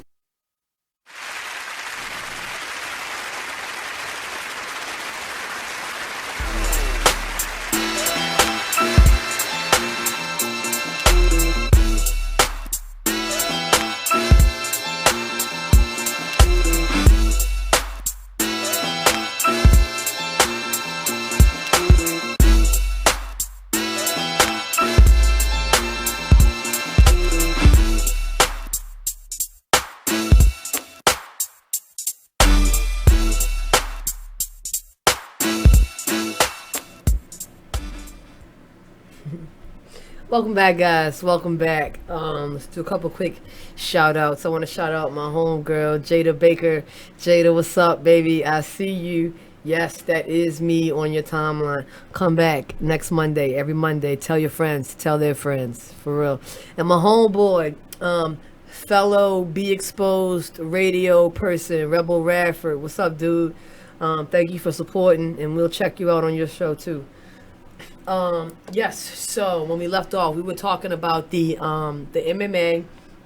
We were talking about the big match of the UFC 212, which was between Max Holloway and Jose Aldo. We gave you guys a little bit of background about Jose Aldo, who was at the time the longtime division champ, and his opponent was Max Holloway.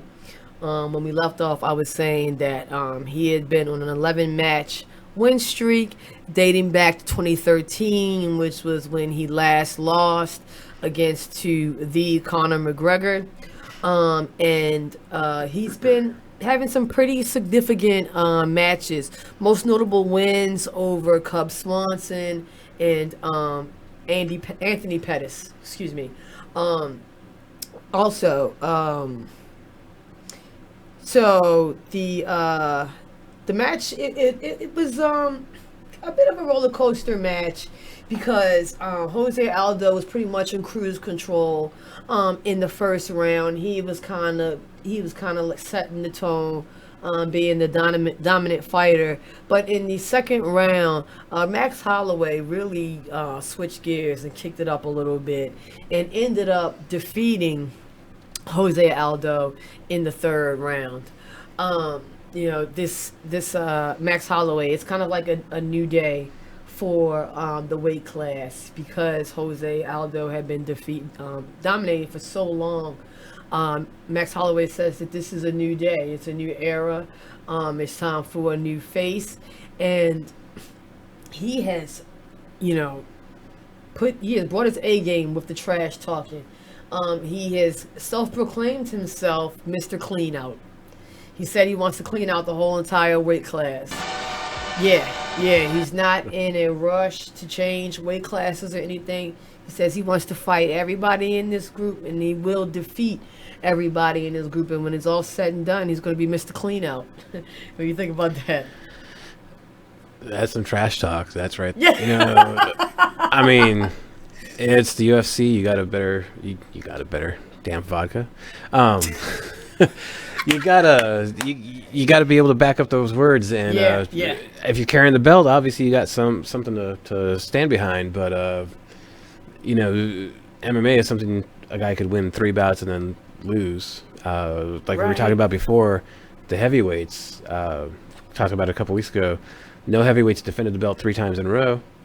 Obviously, with the lower the weight classes, it's a little bit different. But I mean, if he wants to clean out the whole weight class, that's the thing. They're always going to have people coming in, and there will be eventually someone that can stop him. Mm-hmm. How long will it be? That'll be the interesting part. Well, I think that's the one thing about MMA fighting. And I guess fighting, period. You can always study your opponent or study whoever the hottest person is at the present moment, and you can always break that fighter down and find a weakness to exploit. And that's why I think it's so tough to be, I guess, for lack of a better word, dominant in the MMA as well as boxing, because I mean you have to not necessarily reinvent yourself, but you have to continuously evolve.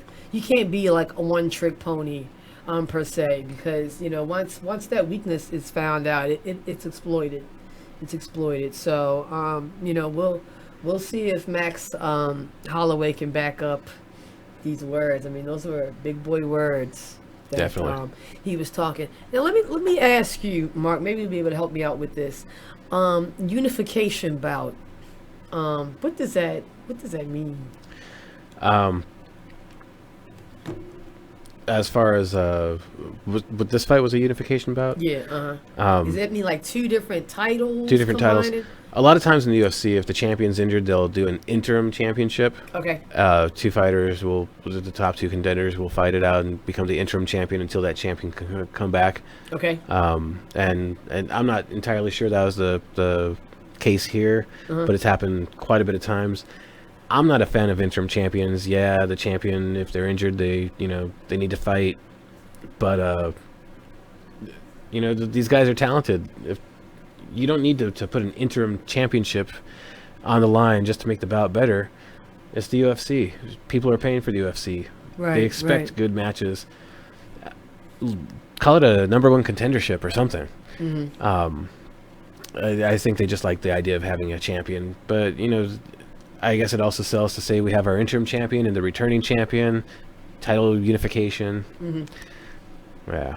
Okay, cool. All right, well, as I said, we're talking about UFC 212.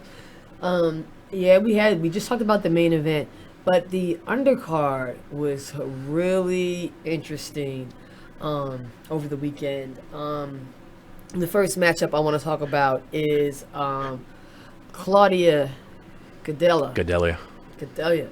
She wins the strawweight fight against Carolina. Oh my God, I'm gonna have a spicy moment. I already know it. Kabeljawist. Yeah, sure. I get it. I don't know. But Claudia, she won with her 27th career takedown, and that is actually a strawweight record for the women. The match only lasted 3 minutes, 3 seconds. So shout out to the beautiful Claudia for winning her match. That's a big win for her. And we do have a picture of her from Shogun Fights when they were here. Right. We actually did meet her. Yeah. Yeah, at Shogun Fights a couple months ago. Very nice lady. And it was nice enough to let us take a picture of her. So that was cool. We also had Victor Belfort. He recorded his first decision win in 10 years. His first win, period, since November of 2015. So this guy has a lot to be happy about. I kind of feel like this was like the old head matchup of the night. He went up against Nate Marquardt, who is Nate is 38, Victor is 40.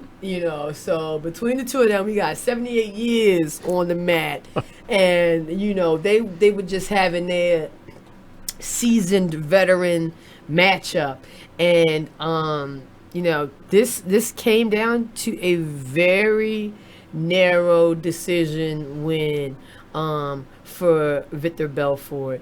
And so congratulations to him on that. He hasn't won in a long time. His opponent, Nate, he's kind of going through a rough patch right now. He has lost 3 of 4. So he is currently trying to figure out what he's doing wrong and trying to get his game plan back together. And Victor Belfort, at 40 years old, claims that he is going to reinvent himself. At age 40, with 5 fights to go, I guess, in his career, because 40, that's up there. Yeah. When you For a fighter, when you're talking about fighters' age, what do you think about those efforts to reinvent himself? Like, is it possible to do? Is it possible for a fighter to do that at age 40? Is it possible? Anything's possible. Yeah. What's the saying? You can't teach an old dog new tricks. Right, exactly. I mean, at its essence, it's MMA, it's mixed martial arts. There's people that specialize in Brazilian Jiu-Jitsu. There's people that specialize in wrestling. There's people that specialize in all manner of martial arts. It has been kind of watered down and generalized in the last few years. But he has his moves. He has his repertoire. And you can train for other fighters, like you were saying earlier. You can train to a specific fighter, what their strengths and weaknesses are. But as far as coming up with reinventing himself, I don't see it happening. Sorry, dude. I thought that was a stretch myself. Honestly. Belfort and Marquardt, they have been marquee names Mhm, for the UFC mhm. in the past, so it was kind of sad to see them, like you said, the old guys. But sorry, dude, you can't reinvent yourself. You go out with a bang. Just, do what you do best. Yeah, dig it. All right. Well, let's switch gears. Let's talk tennis. Let's talk the French Open. So, the French Open is underway. I believe that started about a week and a half ago. Very end of May was when it kicked off, when we had our first rounds. Our last show, fellas and I, we all had our predictions. One of the team's personal favorites, Madison Keys. This is somebody who had recently reached top 10 status. The squad had a lot of expectations for Madison Keys as far as representing women's tennis in the French tournament, which is on clay, if you guys did not know. It was, I would have to say, I mean, in all honesty, it hurts me to say it, but Madison Keys had a disappointing run in the French Open. She took an L in the second round to Petra Martic. And, not only did you take this L, I mean, the person that you took the L to was ranked 290. I'm going to say that again. 290. At the second round, she was the lowest ranked person in the tournament. Like, what the hell happened out there? I mean, I was just still trying to figure out what happened. Did you see anything on that? I've read a little bit about it. Okay. Madison Keys had a bad day. I don't know what to say, man. I mean, I know that she had been dealing with some injuries. She had a wrist injury and had surgery on it earlier this year. I think that she said that it was bothering her a little bit during the match. It's just baffling to me because it was really weird, because her first round, she looked fine. She won her match in 2 straight sets, and she went through it fairly easily. I mean, I'm no doctor and I'm no tennis player, so, I know injuries can be one of those nagging things. One day you feel fine, the next day you wake up and it's like, what the hell's going on? But I do know in her losing match, she had 51 unforced errors. Yeah. Wow. I'm about to say, Mike's eyebrows just, popped to the back of his head. But 51 unforced errors in tennis is just a whole hell of a lot. And so clearly she wasn't playing her best tennis. And it was just really disappointing to see her leave so early in the tournament. Venus Williams was doing the damn thing for a little while. She made it all the way up to the 4th round, where she lost to Tamaya Basinski of Switzerland, who is ranked number 30th. So Tamaya will advance, I believe, to the quarterfinals. Another one of the stories that I kind of wanted to mention, I didn't even put it on the lineup, but Petra Kvitova. Okay, this is a tennis player who is a former 2-time Wimbledon champion, who was attacked in her home by a man with her knife during a home invasion back in December of last year. Wow. So yes, this was kind of like a return tournament for Petra. She had suffered several severe injuries to her left hand. So it was really good to see her back on the court, or back on the clay, per se. It's coming back to the French Open.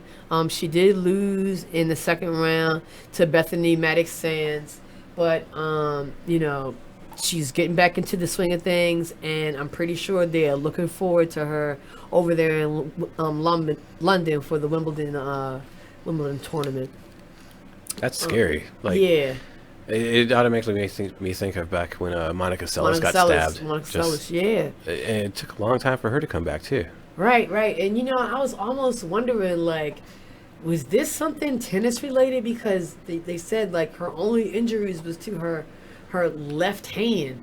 So this guy stabbed her multiple times with her left hand. I'm not sure if she's left or right-handed, but I mean, besides your feet, and your legs, like you need your hands to hold the racket. So, it was just really interesting to read those details and of the home invasion and of her injuries. So, congratulations on coming back, and best of luck to Petra moving forward. You guys don't go anywhere. When we come back, we're going to jump into this. We're going to do it real quickly because it ain't a whole lot to talk about, really. We're going to talk about the Labooty James gang and what they got to do to get back in this series. Yes, shots fired. That's what we do. Just a bit outside.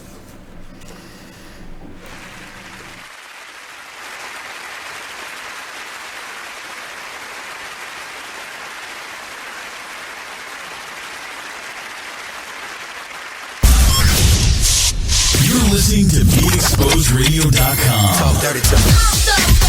I love it. It's awesome. It's all mine. Gets me going every day. Hey y'all, what's up? It's your girl Krista Renee. Make sure you tune into my show, The Krista Renee Radio Show, every Monday from 5 p.m. to 7 p.m. only on BeExposedRadio.com. My hope is gone. See, they agree with me. Oh my gosh. CJ Burney is hosting a toy drive this Christmas. Would you like to touch a little bit more on that? Yeah, I started it on December 1st. I do it every year. I did it. This is my 6th year for doing this toy drive. Last year I donated to it was a home with single mothers and kids. So I donated all the toys. We had like 4 or 5 bags full of toys. People donated money. You can donate money. I got a GoFundMe. You can donate what you can. It don't have to be real big, $10, $5. It don't matter. Or you can buy a brand new toy, and I'll come pick it up or meet you or whatever. But it's going all the way up until, I think, the 19th, I think, when we got to have everything collected. So right now we have a couple of people that donated. So I do it every year. The one year I did it for Toys for Tots. Okay. So I donated all the toys for Toys for Tots. And I'm saying, if you guys want to come out there and just, like I said, go to GoFundMe, look for my name, CJ Burney. You can find them there. Donate what you can. It's all for a good cause. So we're going to try to put a smile on a child's face this Christmas. You use Tearless Baby Shampoo because it's gentle on your baby's eyes. You make sure his toys don't have any sharp edges. You always test the bath water to make sure it's not too hot. You taught her what to do when the smoke alarm goes off. You make sure she wears a helmet when she rides her bicycle. You put on his sunscreen, even when he's embarrassed his friends will see. You do so much to keep your child safe. But are you using the right car seat for your child? Is your child facing the right way in the car seat? Is the seat too big or too small? How do you know when it's time to move your child into the next type of seat? Car crashes are a leading killer of children ages 1 to 13. Protect your child's future at every stage of life. For information on the right seat for your child, visit safercar.gov/the-right-seat. That's safercar.gov/the-right-seat. A message from the National Highway Traffic Safety Administration and the Ad Council. Why is Connor having trouble focusing in school? Having trouble finding Connor's middle school? Would you like directions? No, why is Connor having trouble focusing in school? Finding lowest airfare to Istanbul. No, I'm tired of fighting with him over homework. Home walk restaurant. Need a review? No, I need help. He's very smart, but his mind wanders. He's disorganized. I think I understand. Oh, good. Finding best potatoes for French fries. No! Russet. Fingerling. Yukon Gold. Why don't you understand me? Sorry, I was trying to show how Connor feels every day. Frustrating, isn't it? Redirecting to understood.org. For the 1 in 5 kids with learning and attention issues, this is what life can feel like. Explore understood.org, a free online resource about learning and attention issues, designed to help your child thrive in school and in life. Understood.org, because understanding is everything. Brought to you by understood.org and the Ad Council. You are listening to BeExposedRadio.com. Join the club that gives you stuff. Hey, thanks! Radio Loyalty. Here's how it works. Just click on the Radio Loyalty banner right now and sign up. Then you keep on listening like you already do. But now you earn points. Those points add up, and you can trade them in for stuff in the Radio Loyalty store. Earn more points by sharing your station with friends on Facebook and Twitter, answering surveys, and by using the apps in the new... You are listening to BeExposedRadio.com.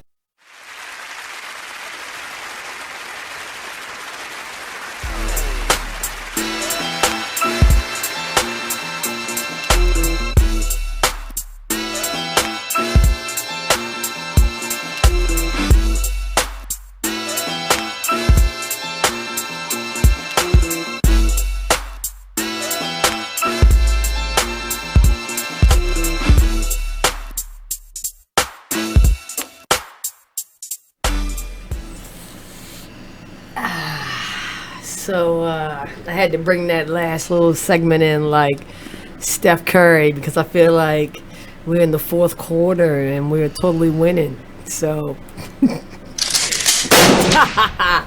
shots fired. That's what we do. So speaking of the fourth quarter, speaking of Steph Curry, let's quickly go into what we've all been waiting to talk about all night long: the NBA Finals. There's finals going on? Finals? We talking finals? You know, after the first... Yep, watch what out. we do. The first couple rounds, minus the Warriors and the Cavaliers game series, were exciting. The conference finals were crap, but it was because these two teams dominated. Right. And this finals has not been worth the price of admission. Yeah, you know, and it's so crazy because we are all in familiar territory right now. The Cavaliers were down 2-0 first two games of this series last year. But it feels like this year around it's a little bit different. You know what I mean? I'm going to tell y'all, when I wrote this show this weekend, and Mark will tell you, my topic for this was, what will the Cavs have to do to get back into this series? I knew they were going to drop game 2.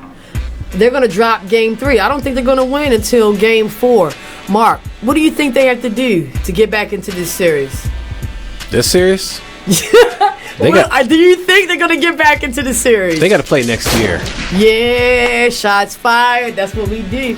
I hate to say it. If Golden State does not sweep, they'll get it done in 5 games. Last sweep, there's only been 8 final sweeps. The last one 10 years ago, 2006-2007, the San Antonio Spurs over who? The Cleveland Cavaliers.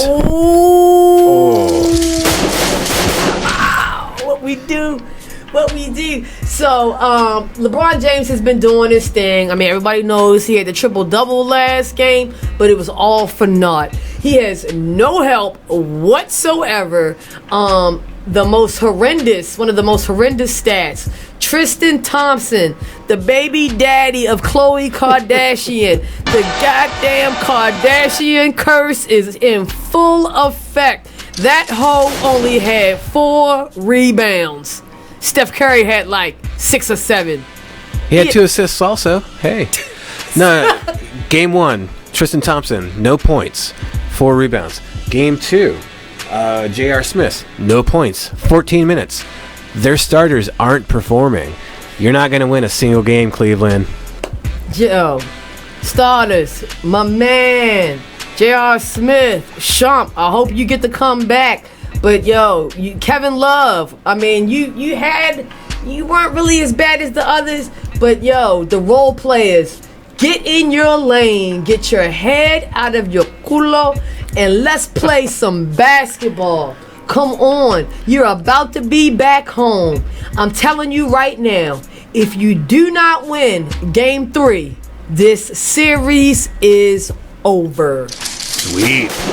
Okay? Because no one has come back from 3-0. No one. So, you know, and that's just really hard to do. And I really don't think Cleveland has the personnel to do it. And I'm going to tell you something else. It's going to be hella drama when this whole thing is said and done with. It's going to be drama with Tyronn Lue. It's going to be drama on the team. I don't know if anybody will be there besides Uncle Drew, Kyrie Irving. Honestly. And that includes LaBooty James. Really? He might join Golden State. I don't know. That type of whole activity is running rampant in the NBA. He's going to come up on ESPN. We're just doing it all tonight. Yes. I'm taking my talents to Golden State. Now, check this out, too. Mike Brown, he coached the Warriors. Yes. He got a win over the team that's still paying him until 2020. Mike Brown's the genius in this. He is the real MVP. Forget about all this other shit. He's the real MVP. Mike Brown, you are the man. You are getting paid by the team's ass you are currently whooping. That's what I'm talking about. Hey, we pound that one out. Listen, you guys. Baltimore, as always, spread love, yo. One monkey don't stop no show. And always, stay sexy. We about to go sign this boy and drink a beer or something. Y'all have a good night, baby.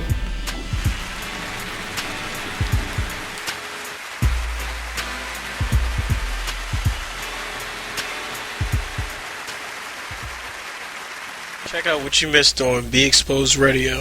Are you getting your kids this hoverboard thing that's